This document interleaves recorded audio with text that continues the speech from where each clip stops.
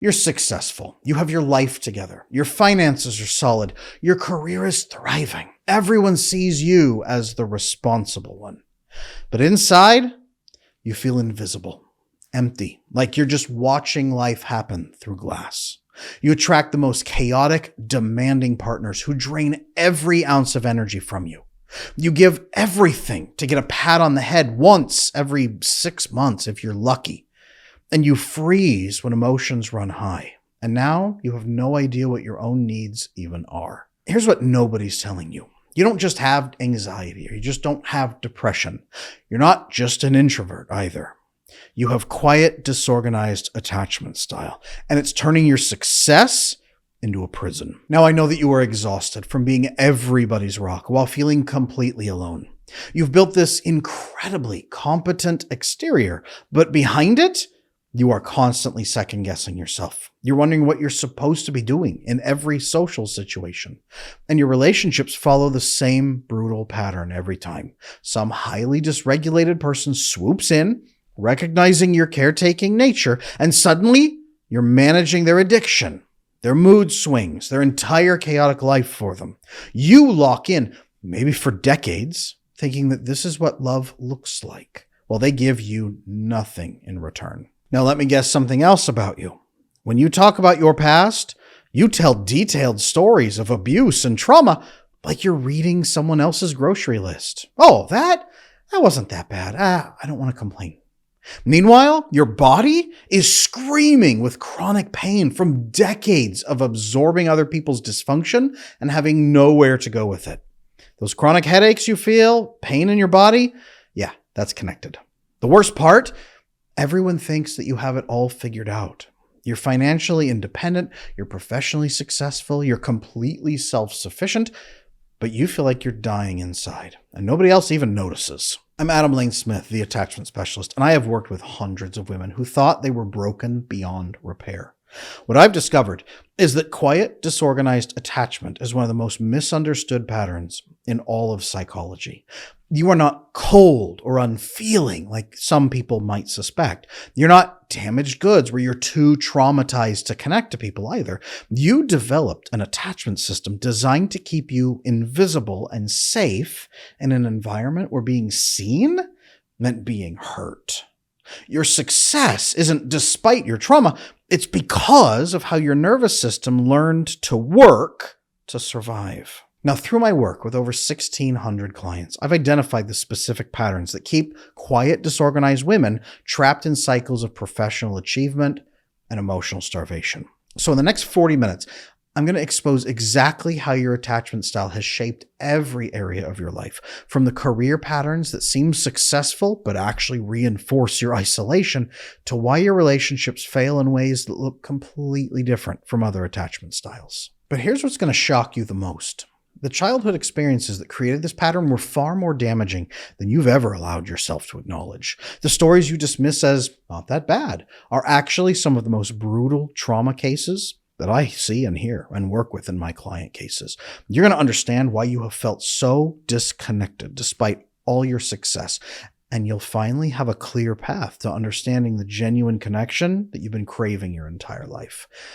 But on one condition: you have to watch the entirety of this video for you to understand. Up first, let me tell you about the career patterns that seem like strengths, but that are actually keeping you trapped. What's really fascinating when I work with quiet, disorganized clients is that most often their success in finance and business is actually very sophisticated avoidance. Okay, the industries that tend to attract quiet, disorganized women are similar to those that attract very organized and avoidant men. Finance, insurance, risk assessment careers like real estate, insurance assessments, all of those things. Places where you are assessing risk, handling numbers, and doing insurance. Now, that's not always the case, but by and large, heavy logistics, a lot of numbers you can rely on because numbers don't lie even when people do. Back office work where you don't have to talk to anyone. Very rarely HR departments, but maybe like ops, heavy operations kind of things. Constantly risk assessing, constantly improving systems because your nervous system is always scanning for danger anyway. You may as well make money doing it. Most of these situations, they feel tremendously safe. And a quiet, disorganized woman will do what we call sublimating, which means taking a natural inclination you have that could be destructive and turning it for the greater good for yourself and for others. You sublimate your hypervigilant chronic risk assessment into an amazing job opportunity. Many of these women are executives, or they work for themselves in a business they've built, or their third business. Many of them flip houses because they see risks where other people aren't able to. They're great at their job for a variety of reasons. But unfortunately, this reinforces isolation. You do a lot of work on your own. You handle a lot of risks, so the world seems more dangerous than ever. Other people rely on you, but don't get close to you. And you pick jobs that don't require a lot of emotional investment. In fact, they usually prevent it. Many of these women are in the technology sectors, right? They're logical, not emotional, and they're especially not emotionally connected to others. They might even surround themselves with teams that are emotionally disconnected. Tech sector can be known for that sometimes too. Again, real estate, business ownership, all of these are ways of building strict, rigid hierarchies and seeing risks and turning them into opportunities and then disconnecting from the relationship quickly. You don't have to maintain a long-term one. Selling, assessing properties, managing things behind the scenes, all of this works great for constant hypervigilant micromanaging. I had one client who had built 3 separate companies that each sold for 9+ figures, but had 0 close relationships. She's one of the kindest people you'd ever want to meet, not cutthroat in business, but ruthlessly efficient. A lot of money, no intimacy. She had never been more unhappy in her life. Independence becomes a prison.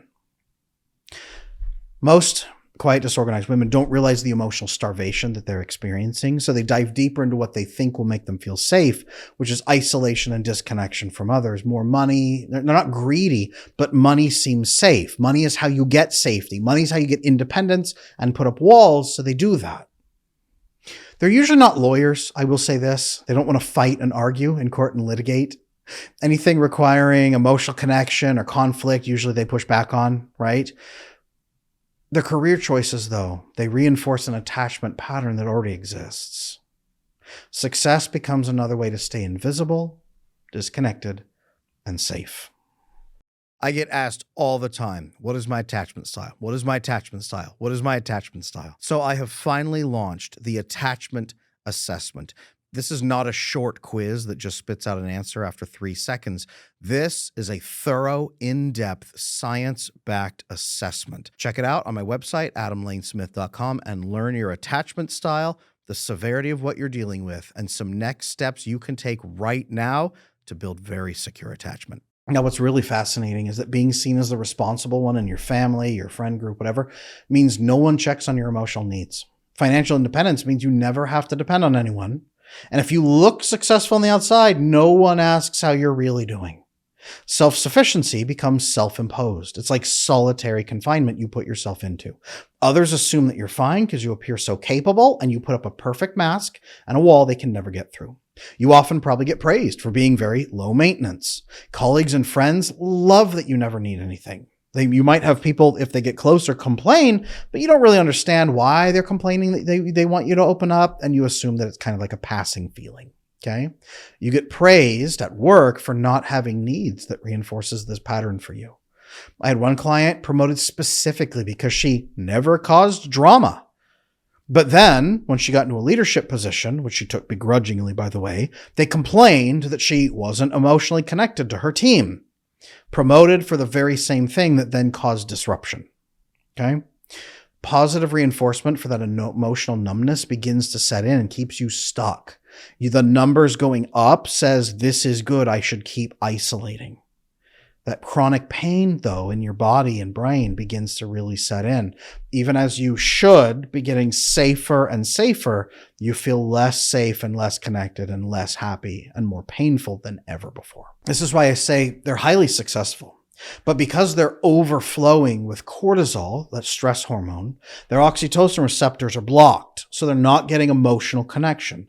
Now, oxytocin allows for the removal of chronic pain. It diminishes your pain impact. It also releases GABA, which suppresses cortisol. So without it, you're stuck in chronic pain, low fertility, a lot of hormonal issues, and a tremendous amount of things like stress, headaches, body aches, even autoimmune disorders. So a lot of quiet, disorganized women are spending the money they're making at work in success on a lot of medical treatments for issues caused by the same cycle. Absorbing constant stress without an emotional outlet or emotional disconnection from the pain, it manifests as heavy physical symptoms. The body really logs that stress and pain, especially when emotions are suppressed. You don't just dissociate and they go away. You dissociate and they fester. So now you've got a physical, almost physical level infection of stress eating away at your body. Success, in another way, does not heal trauma. It just makes that trauma more socially acceptable. This is the invisible prison of achievement. Okay, traditional therapy usually fails quiet, disorganized women. In fact, in the last 70 years of attachment theory being around, it hasn't even recognized it until I came along and did my update on the field of attachment theory.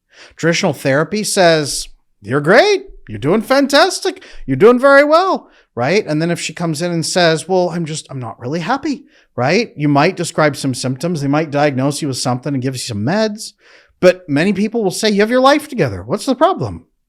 Most of these women don't even realize there is a problem. So they usually won't even go near therapy because I don't need therapy. That's for people who cry all the time. And I haven't cried since 1962. The real problem is that this competence, it masks such deep attachment wounds. So if these women do get emotionally hurt and go to therapy, they get diagnosed as, hey, you have chronic depression. It's just here, take your meds, or chronic anxiety. Some of them even get diagnosed with personality disorders because they are so disconnected from other people. They're so shut down. I've seen them get misdiagnosed as, for example, schizoid personality disorder because they are dissociating and shutting down. And when they describe the symptoms, it sounds so much worse than it is. Okay. And the therapist doesn't know what they're looking at because they don't know quite disorganized. So then they misdiagnose. And then they get hurt. So they pull away and the isolation feedback continues. Success, again, means fewer people check up on you emotionally. And quiet, disorganized people have learned to dissociate from their problems and not even let somebody know something's going on. There's fewer check-ins. That means less practice with emotional connection. I had one client who hadn't had a deep conversation in 12 years. They came in, I said, so what are your conversations like? Oh, this. I said, well, where's your deeper conversations? Where's your friendship? Where's talking about things that matter to you? And they went, well, Adam, the last one I had was in 2013. 12 years. That's what I mean by emotional starvation. Okay. Competence becomes that barrier to intimacy, not a bridge to it. You're really avoiding through achievement and trying to be safe in a way that will never make you actually feel safe. Staying busy avoids the emptiness, and using work to deal with your emotional needs doesn't work. It just turns them off, which really just leads to poison on the inside. Now, as we're talking about all this, I want you to know your career is just the beginning. Wait until you see how this plays out in your romantic relationships, because your relationships are going to fail very differently from other people's. I often call quiet, disorganized people the cactus that needs watering once every 6 months, okay? You get selected by chaotic partners. Healthy people look at you and you go blank when they try to have a conversation with you. A lot of quiet, disorganized women go on a lot of first dates, go blank, get ghosted, right? Most people assume you're disinterested because your face blanks out. We call it a flat affect. When you get stressed, you practiced going blank and showing no emotions as a child. Now you do it so often, people assume you're not interested. So they ghost you, they leave. You are too accommodating and too withdrawn, so they think you don't like them. You will look cold. You will look haughty. You will, and not in the good kind of haughty. You will look like you just think you're better than everyone else. Impossible to please, cold, aloof, ice princess. This is what people say. Now, in reality, you're frozen with fear and you're constantly second guessing. You don't think you're better than everyone. You think you're worse. Emotionally unavailable people who want to take advantage of that will see that and push through your boundaries and say, wow, I can use this. You're invisible to the people who want genuine intimacy. Now, your competence and your overperforming will attract people who use. not people who love. Predatory partners enter, and you're on their radar. Highly dysregulated people who can spot your caretaking nature immediately. It doesn't have to be hurtful, damaging people. It could just be really dysregulated people who want someone to take care of them. They recognize someone who won't set boundaries or leave them. You are their dream. I had one client in particular, after 15 years of being together, pain, unhappiness, discomfort, misery, even mistreating their children, she finally said, I need to get out of this relationship. And he said, well, wait. I'm really confused. I'm surprised that you're actually leaving. And she said, why? After how bad it's been? And he said, yeah, but I never thought you'd leave. What a slap to the face that was for her. But she learned in that moment, she had never put up a boundary. Personality disordered individuals in particular will target you specifically because you will never push back, never say no, and never fight. Okay? What usually happens is this. Somebody massively dysregulated in some way or another comes to you, pokes through your defenses, and you say, oh, you like me? Okay, I guess I have to be your partner now. Here, I will do everything you want from now on. I have no agency in partner selection. I just got swept along. Now I'm going to take care of you and do anything you tell me to. And I'll just assume that's normal. Here we go. Trauma makes you passive in relationship formation. You don't choose relationships. You just accept whatever shows up. Now, what happens next is a decades-long servitude cycle. Locking in, regardless of treatment, you stay an extended amount of time absorbing unreasonable expectations and demands. Oh, you have an addiction? Well, that's unfortunate. I guess I'll take care of it for you. Never questioning if this is what love should look like. I had one client come in who just managed her husband's drug binges for 15 years. And occasionally she would get a pat on the head, all that emotional labor, all that pain, minimal recognition in return. Again, like a cactus, sits in the corner, watered once every 6 months. Most quiet, disorganized women accept these breadcrumbs and they call it love. That pat on the head after keeping his life together through another crisis from decades, because they've been trained that servitude is what's demanded from them. They don't think there is another option. This is love, is painful, robotic-like servitude. Now, what's really fascinating is the quiet, disorganized women. They look like the most stable partners on the planet in terms of not leaving and tolerating everything, but they give zero emotional intimacy, usually because you don't know how. So if you do manage to connect to a healthier partner, and some women do get a great husband once in a while, they don't know how to give them any emotional intimacy, so they accidentally end up starving their good partner. Trauma bonding in this process masquerades as commitment. I am in trauma. I am bonding with you. I am always leaping to try to take care of you. That's my measurement of love, is how much suffering I'm willing to do for you. That's commitment. But I'm going to say this. The duration of a relationship does not equal depth. You might stay, but you never really connect. Okay? Now, when you do try to connect, what's funny, in a sad way, is when you get activated with fear, someone actually gets close to you, freeze response. Your body doesn't know what to do. Your brain goes blank. Broca's area, the speech center of the brain, shuts down. You start stuttering, your language center diminishes until it's locked, and you might actually go mute in that moment, selectively mute for a while, okay? Your partner tries to get close, you freeze because you don't know what to do. You just hit freeze. You fawn. That's what the approval cycle is. That's what the servitude is. Fawning. Please don't hurt me. But when your partner actually tries to get close, if they do, lock. You don't refuse. You just freeze solid. You look like you're not interested, but you just don't know what to do.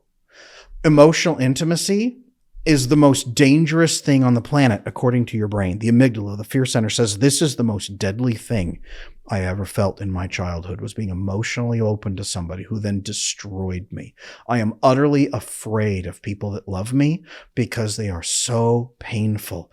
I can't get close without destruction and fear. So if they get close, I will do the wrong thing and hurt them, and then they will hurt me. Freeze.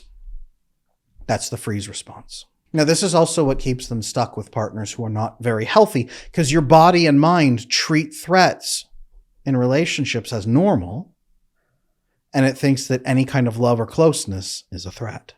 So you're used to constant threats and misery and unhappiness, and then you treat it as such.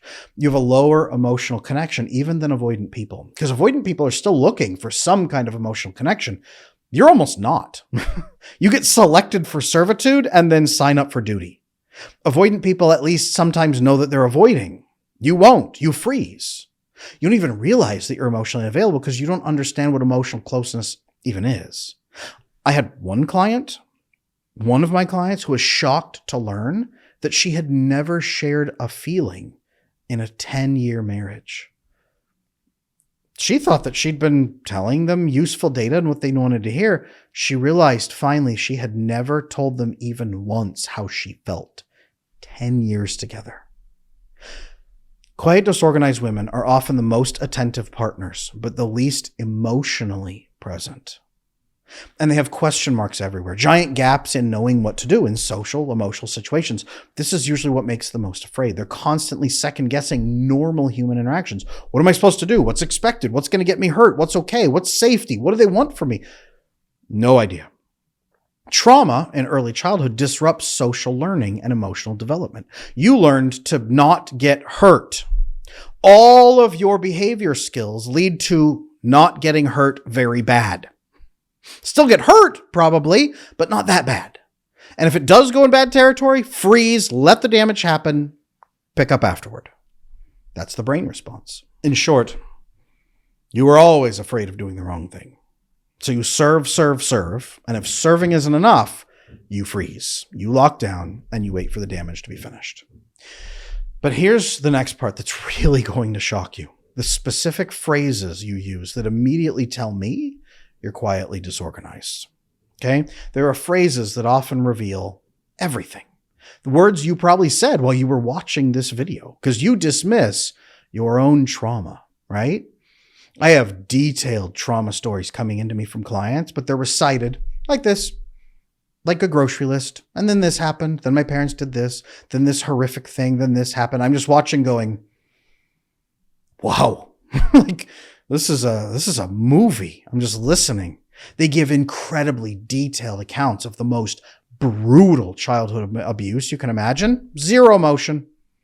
And here's what they say. Here's your phrases. Oh, that wasn't that bad. I don't want to complain.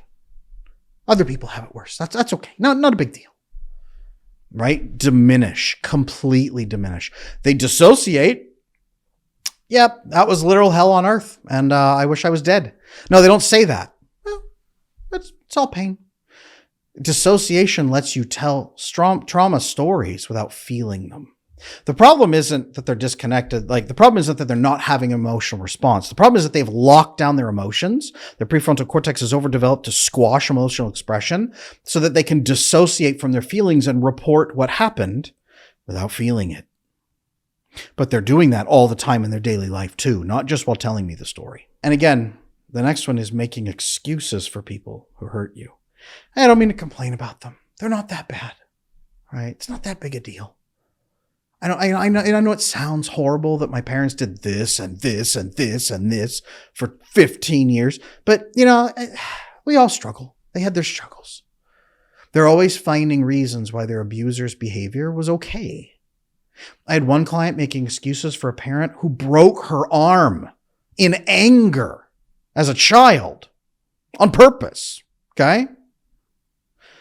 They're protecting their abusers even when they're not in the room. Even if their abuser is dead. The client's like 60 years old. Okay? This is because it was ground into them as a child. I need you to survive, so I can't fight you. I have deep empathy and compassion for others because I know what suffering is. And as much as I want to go toward you and get my needs met, I also have to run away from you. So I exist in a constant state of pleasing you and relying on you for my life. That was infancy. That was early childhood, middle childhood, late childhood, teens. Now here they are as an adult and they still can't criticize that person who broke their arm on purpose. And the next one is even worse. The automatic self-blame pattern. Everything becomes your fault automatically. Yeah, I probably did something to deserve it. I probably wasn't a very good kid. Self-blame. It becomes a survival mechanism. This has no identifiable pattern. I don't know why my parent would do that. Well, it's my fault. And if it's my fault, that means I can fix it. So now I have to be hyper vigilant around my behaviors and learn to make you happier so that you never hurt me again. It's safer to blame yourself than to say, this is so chaotic, I don't know what to do. One of those at least has a pathway to do something about it. It's not right, but it's where the self-blame usually comes from. And again, as a 4-year-old, it's easier to say, I'm a bad kid and I need to be better, than it is to say, my caregivers are chaotic monsters who hate me and love to hurt me. One of those you can do something about. Okay? There's also some phrases I listen to that signal emotional absence. I don't even know what my needs are. Just a complete and total blank when asked about emotional or relational needs. Okay? Some of them will say this, I don't even know that it's okay to have needs. Childhood taught you that any needs you had whatsoever were dangerous burdens. Okay? Even being hungry, having to use the potty, right? Being thirsty in the middle of the night. Your parent screams at you and abuses you for getting out of bed and bothering them. Over enough time, that teaches you not even to feel thirsty. You never learned the language of desires or wants or preferences. You also learned to completely dissociate from anything you need, but you also didn't learn to speak or categorize what someone else could do for you. You've learned to be self-sufficient because you don't think anyone will ever help you, but you've also learned to turn off your needs when they're inconvenient. You can just sit there like a cactus. Another phrase I listen to, I just freeze up. I don't know what to do. Describing that freeze response to emotional or social situations, that's a vagal dorsal shutdown. It means your system is crashing. You don't know what to do, so it just locks down and goes and just shuts down. Again, Broca's area, the speech center shuts down. Everything begins to shut down. That freeze response is very indicative, usually, of quiet, disorganized attachment style. It's giant question marks around what to do in the relationship, and then you fall into them. I had a client who froze for 20 minutes straight and couldn't speak. The first time a good partner said, I love you. They went, they almost became catatonic. Like their partner was afraid. Their partner almost called an ambulance. Okay. The nervous system shuts down when connection is offered. It shuts down when any closeness happens. Because again, you're 4 years old and your parent opens their arms to hug you and you go forward for a hug and they slap you across the face, right? That's the training. I know that a lot of the people watching this show right now have had attachment issues for their entire life. That's why I want to invite every single one of you to check out my attachment repair program. It just might be the jump that you need to go from insecurely attached and lonely and frustrated to fully secure, connected, and bonded in a great relationship like nothing you've ever felt before. Check out my website, adamlanesmith.com, for the attachment repair program. And the last sign I really look for in this category is the dismissal of everything internal. Immediately brushing aside pain, sadness, needs, desires. It's not a big deal. Becomes automatic response. It's not a big deal. Minimizing becomes reflexive self-protection. You can't access your emotions because acknowledging them feels dangerous. Being thirsty at 2 o'clock in the morning as a little kid is dangerous. Okay? Having to go potty, being hungry, wanting a hug, feeling sad, feeling cold, feeling lonely, feeling worried, all got so deeply punished over and over and over and over. It's not a big deal. Minimize, remove, robot. Now that you can see these patterns playing out in your life, let's talk about where this really comes from, because your childhood was actually far worse than you've let yourself believe. We got to talk about the brutal truth of your childhood, okay? The trauma that you've been calling normal. What you think your childhood was normal and fine, it wasn't. You've been emotionally normalizing the impact, the neglect, and the pain. A lot of people with this style will say, well, my parents provided for me. What more could I ask for? Your basic needs were met, but emotional needs were completely ignored and punished. Again, punished. You learned to be grateful for the absolute bare minimum. You were allowed food, water, shelter, and oxygen for the day. What more could I need? Survival was mistaken for love. There's often also a parentification experience. Your parents falling apart, so you have to be the calm, reasonable person who holds everything together. You might have become your emotional caretaker for adults as a child. My entire life depends on this person feeding and caring for me, and they're falling apart in front of me and hurting me. I have to constantly take care of them as they hurt and punish me. I hear a lot of, I was very mature for my age. It actually means I was forced to be very mature for my age.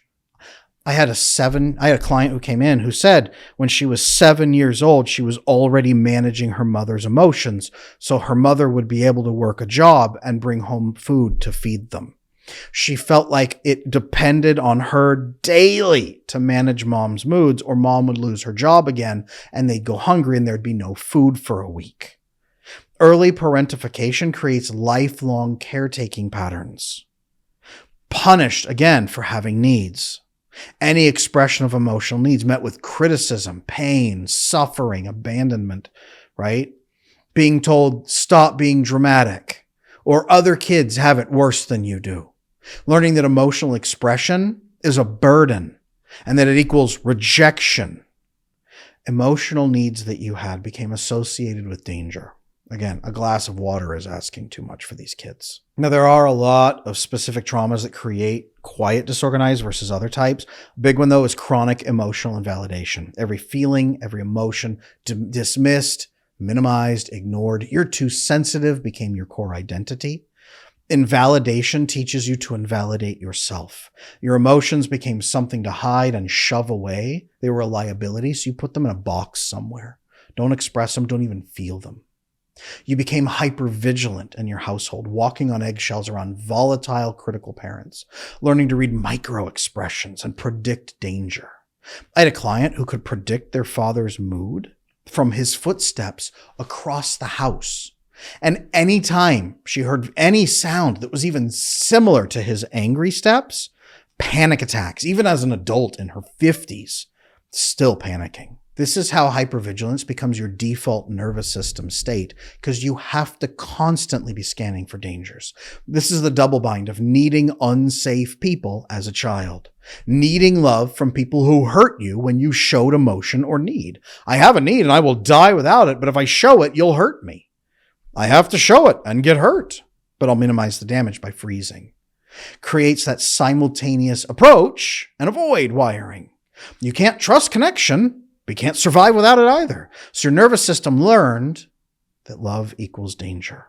Now, all of this, again, accumulates in this massive physical chronic epidemic of pain. Bodies holding decades of unexpressed emotion and stress, fibromyalgia, migraines, digestive issues, autoimmune problems. I'm not saying that it's the exclusive cause of these, but it leads into these things in many cases, or at the bare minimum, makes them so much worse. Okay.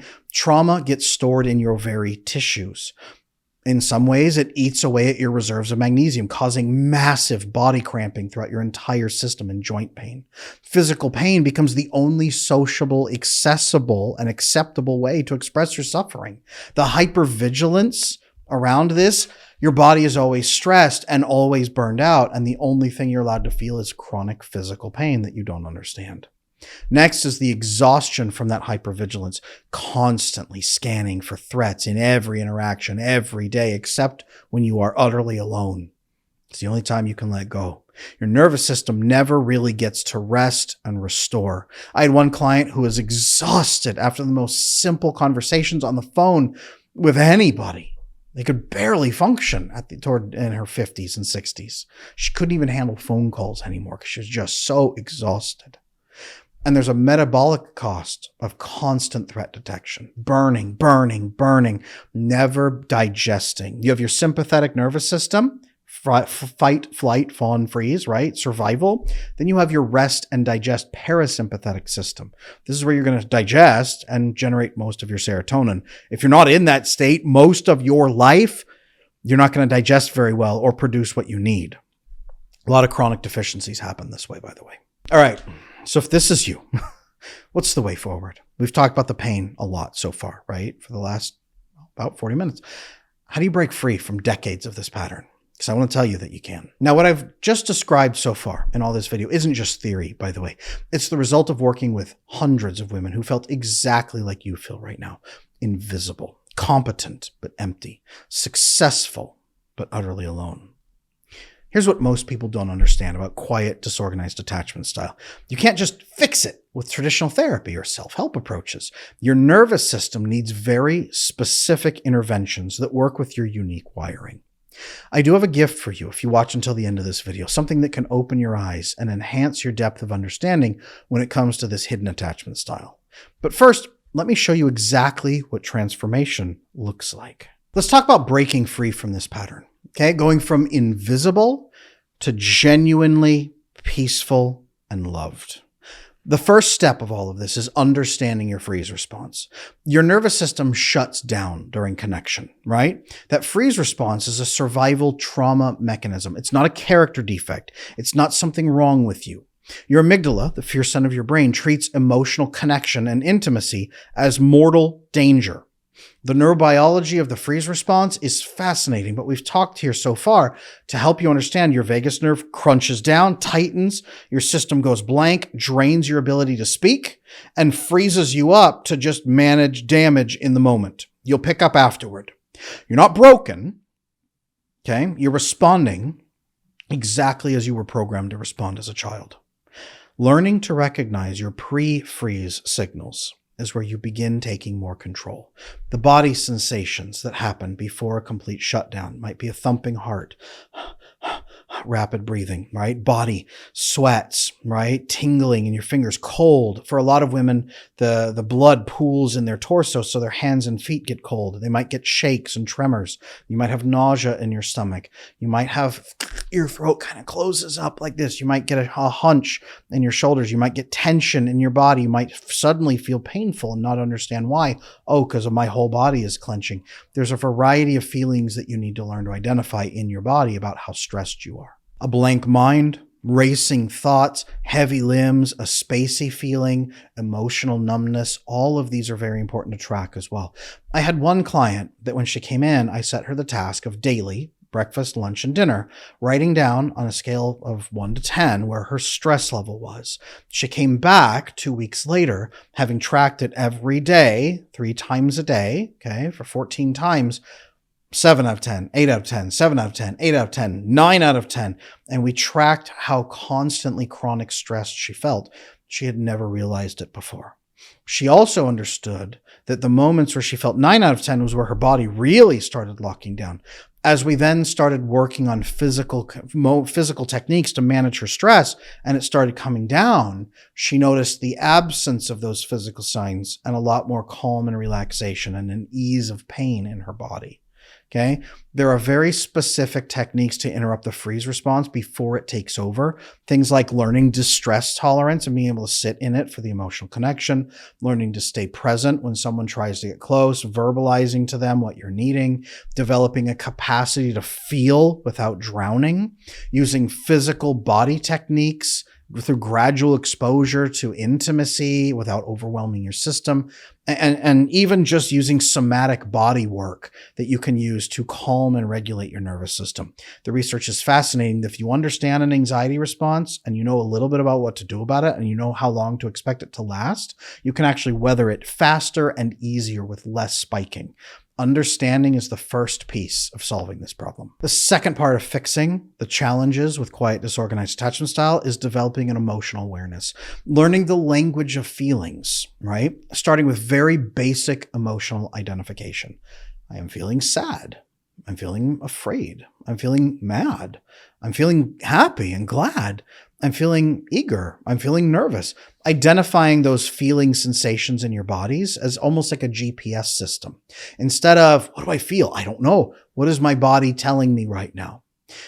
Building an emotional vocabulary from scratch. I know it sounds tough, but moving from, I don't know, to, well, I feel this, and usually that means this. So I think this is where I'm at. Can we experiment with that a little bit and try something? And then distinguishing needs from desires is a big one. Most people, most women with this come in and say, any desire I have is completely selfish. So even needing water is no. These are needs I have. What do you require for basic safety? Basic emotional safety. Freedom from pain is a big one. I need to have these things so I'm not in pain added to me because of our relationship. I need things to be sustainable. I need things to be growth and optimized for me so I can do what I need to do. Preferences, that's wonderful, right? Preferences make your life better, but needs are what you require for basic safety. Make sense? I had one client come in. She discovered that she actually had relationship preferences. She had no idea. She was just used to people walking in and telling her, "You're my girlfriend now." She's like, "Oh, okay."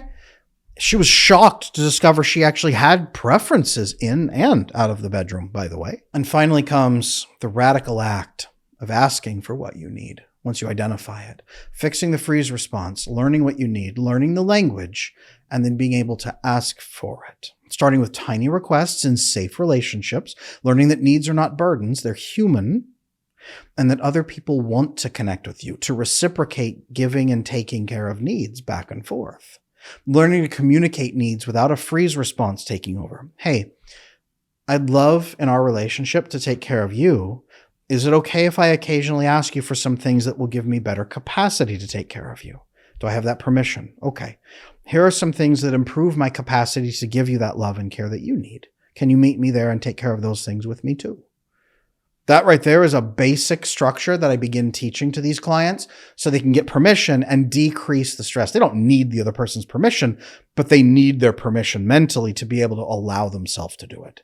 It's freeing yourself by tips like that and then learning to have the communication because they've never learned the phrases. The final component here then is creating genuine connection.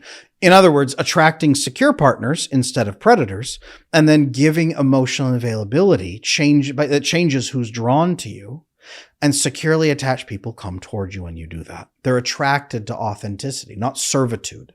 Serving them doesn't attract a secure person. Healthy people, they couldn't see you before because you looked disinterested and it looked like you were just offering endless service without connection. That looks strange. It looks like a trap. Something's wrong. Okay? Learning to spot green flags is also important in this instead of just spotting red flags or avoiding them. Building reciprocal relationships with other people. This is a big component of genuine, secure connection. Learning to receive as well as give in relationships so that everyone doesn't feel like a charity case. Healthy people leave when they feel like a charity case. Unhealthy people run towards you because getting charity feels like a free giveaway. Okay? Learning to reciprocally share together. And then setting boundaries that protect your energy and your heart. I have boundaries because I need them for the people that I love and for my own well-being. I had one client who experienced her first reciprocal friendship at 53 years old. Okay, I know it is always possible. But through all of this, coming to understand that love includes being cherished, not just being useful, right? Being cherished for your character, not merely tolerated for the service you provide. Now, I need you to understand something about everything we've talked about. Recognizing all of this in yourself, it takes incredible courage. Okay? You have been living with a nervous system that treats emotional connection like a threat to your survival. You've built an entire life around staying invisible and good and safe, even though that safety has become a prison. The freeze response that you experience, the way you dismiss your own trauma, the complete inability to identify your needs, none of this is your fault. These were survival mechanisms that developed to keep you alive in an environment where you were seen and hurt. So being seen was dangerous. Now, your hypervigilance, your caretaking, your ability to absorb endless chaos without complaint, those were adaptations that made perfect sense given what you experienced. But you're not broken. In fact, I want to say this. You adapted to circumstances that would have destroyed most people. But your nervous system can relearn. It can learn safety, real safety. That freeze response can thaw. The wall of competence you've built can become a bridge to authentic relationships instead of a barrier. I have worked with hundreds of women with quiet, disorganized attachment style who felt exactly like you feel right now. Women who were convinced they were too damaged, too frozen, too empty to ever experience real love. Now, the same sensitivity that made you vulnerable to childhood trauma is exactly what will allow you to experience deeper connection than most people ever knew. once you learn it's safe to feel. The capacity for care, your capacity for care, your ability to see other people's pain, your incredible strength that is exhausting. These are not flaws to be fixed. They're gifts that need healthy boundaries around them so that you can actually enjoy them and give them to people who love you. Now, if this video has helped you understand why you felt so invisible despite your success, there's something specific I want you to watch next. I've got a video called Inside the Mind of Quiet, Disorganized Women that takes you even deeper into what's really happening inside your internal world. In that video, I reveal the specific thought patterns and mental processes that keep you trapped in this cycle of professional success and emotional starvation. You're going to see exactly how your mind works differently from other attachment styles, why your thoughts spiral in ways that exhaust you, and what's really going on behind that competent exterior that you show the world. So click on that video next, or you can find the link in the description below. I'm Adam Lane Smith, the attachment specialist. I am here to help. Please like, comment, subscribe, ring the little bell, come to my next live stream, drop a comment below and let me know if this video sounds like what you've been living. And I'll see you in that next video.